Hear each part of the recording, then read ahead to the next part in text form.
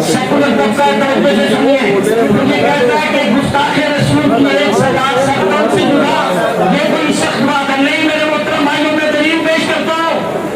याद रखिए ये फैसला जो इंसान आज दुनिया में कर रहे हैं, अर्श वाले रब्बुल आलमीन का भी यही फैसला है।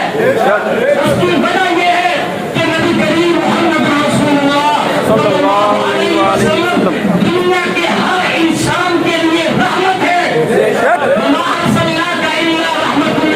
नबी अपने अपनों के लिए रहमत, अपने दुश्मनों के लिए रहमत, अपने इकरारियों के लिए रहमत, अपने इनकारियों के लिए रहमत, वो यहूदियों के लिए रहमत, ईसाइयों के लिए रहमत, हिंदुओं के लिए रहमत, दुनिया के हर मजहब के पैरोकार के लिए अल्लाह ने अपने नबी को रहमत बनाकर मबूस किया।